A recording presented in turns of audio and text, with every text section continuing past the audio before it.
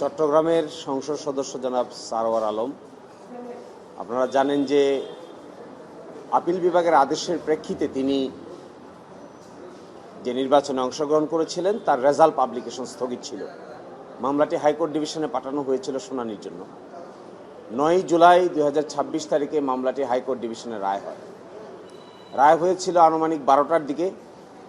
তড়িঘড়ি করে কোনো রায়ের কপি ছাড়াই 5টার দিকে গেজেট পাবলিশ করে দেয় ইলেকশন কমিশন এবং 7টার সময় তাকে শপথ দেওয়া হয়। অথচ তখনও পর্যন্ত আদালতের কোনো আদেশ সই স্বাক্ষরই হয়নি, টাইপই হয়নি। এই অবস্থায় আমরা যেন পরবর্তীতে উচ্চ আদালতে যেতে না পারি, এই ধরনের একটি টেকনিককে অবলম্বন করা হয়েছে। এই ব্যাপারে আমি ইলেকশন কমিশনে দরখাস্ত করেছিলাম যে কোন আদেশের বলে আপনারা সিদ্ধান্ত নিয়েছেন, আমাদেরকে তার কপি দেন। তারা আমাদেরকে কপি দিতে অস্বীকৃতি জ্ঞাপন করেন। আমার মনে হয় বাংলাদেশের ইতিহাসে এটাই একমাত্র ঘটনা যেখানে তড়িঘড়ি করে 5 ঘন্টার ভিতরে ইলেকশন কমিশন এরকম একটি পদক্ষেপ নিল এবং সার্টেনলি এই ধরনের পদক্ষেপ বিচার বিভাগের জন্য এবং আইনের শাসনের জন্য মঙ্গলকর নয়। ওই দিন ছিল বৃহস্পতিবার, শুক্রবার এবং শনিবার 2 দিন মাঝখানে ছিল।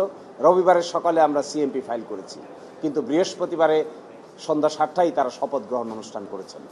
সাথে সাথে আমি একটা চিঠি পাঠিয়েছিলাম, ওই চিঠিটিও তারা শোনেন নাই। তারা তাদের পক্ষের আইনজীবীর লয়ার সার্টিফিকেট মেনেছেন, অপর পক্ষের আইনজীবীর লয়ার সার্টিফিকেট দেখার সুযোগ তাদের হয়নি। এই ঘটনা থেকে এটা প্রমাণিত হয় যে আসলে ইলেকশন কমিশনকে সরকার যদি এইভাবে ব্যবহার করে নিজের ইচ্ছা মতো তড়িঘড়ি করে যা ইচ্ছে তাই করাতে চান, করাতে পারবেন, কিন্তু এটি কোনো ভালো দৃষ্টান্ত হবে না। এটি খুবই খারাপ দৃষ্টান্ত হয়েছে। সেকেন্ড হলো, এই কথা আমরা আপিল বিভাগে বলেছিলাম, কিন্তু আজকে ছিল আদেশের দিন, কিন্তু গতকালকে হাইকোর্ট ডিভিশনে রায় প্রকাশ হয়েছে রাতে। এই জন্য আপিলের ডিভিশন আমাদেরকে বলেছেন রায়ের যেহেতু পূর্ণাঙ্গ কপি পাওয়া গেছে, তাই আমাদেরকে civil petition for leave to appeal file করতে বলেছেন। আমরা আগামীকালকেই civil petition for leave to appeal দায়ের করব এবং এই বিষয়টি আবার আপিল বিভাগে শুনানির জন্য নিয়ে যাব। এই ঘটনা থেকে আমাদের মন্তব্য হলো এটি অনেকটা তুগলকি কাণ্ড। এই যে তুগলকি কাণ্ড ঘটানো হয় যদি আইন আদালতকে ব্যবহার করে, তাহলে আমরা অতীতে দেখেছি কারো ভবিষ্যতেই ভালো হয়নি। যে বা যারা এই তুগলকি কাণ্ডর দিকে হেঁটেছেন, সে বা তাদেরই ভবিষ্যৎ সময়ের ব্যবধানে বড় ধরনের রিস্কের মধ্যে পড়েছে। আমি সংশ্লিষ্ট সকলকে বলবো, আইনের প্রতি শ্রদ্ধাশীল থাকুন, তুগলকি কাণ্ড ঘটাবেন না। তুগলকি কাণ্ড করে কেউ শেষ পর্যন্ত পার পায় না। নিয়ম অনুযায়ী বৃহস্পতিবারে 12টার সময় রায় হয়েছে, 5টার সময় কি কারণে গেজেট পাবলিশ করতে হলো, কি কারণে 7টার সময় শপথের আয়োজন করতে হলো? এটি একটি হাইলি কন্টেস্টেড ম্যাটার। পরের দিনেই এটি যাবে সুপ্রিম কোর্টে পূর্ণাঙ্গ শুনানির জন্য অপেক্ষমান থাকবে। এই সময়ের ভিতরে একজন আইনজীবীর সার্টিফিকেট দিয়ে এইভাবে কোর্ট কাছারিকে মেলাইন করার যে পদক্ষেপ, এই পদক্ষেপ অতীতে কোনো সরকারের কোনো লোকের জন্যই ভালো কোনো দৃষ্টান্ত স্থাপিত হয় নাই।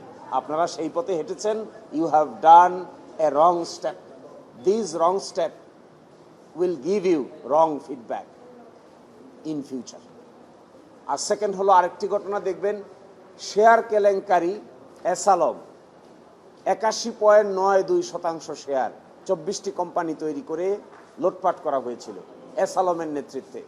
সেই মামলা হাইকোর্ট ডিভিশনে শুনানির জন্য এসেছিল। শুনানি হয়েছে 2 দিন।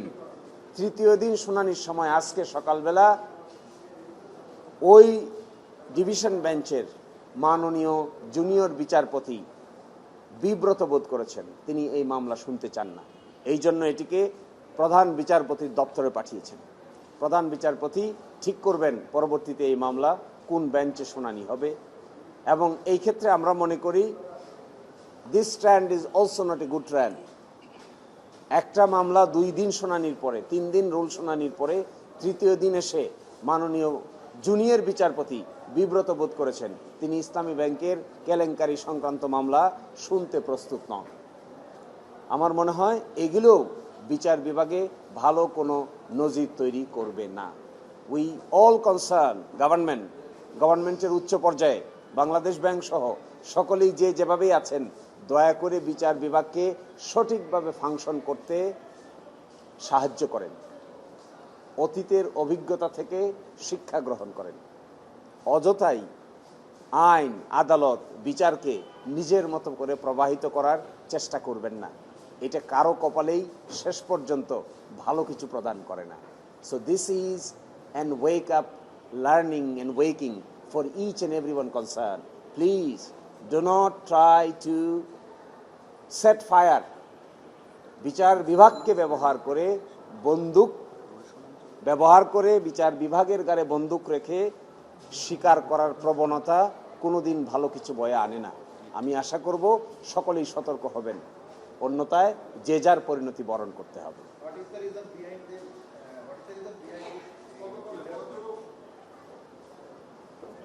এই কথা উনি ভালো বলতে পারবেন, ওনারাই ভালো বলতে পারবেন কেন বিব্রত হয়েছেন।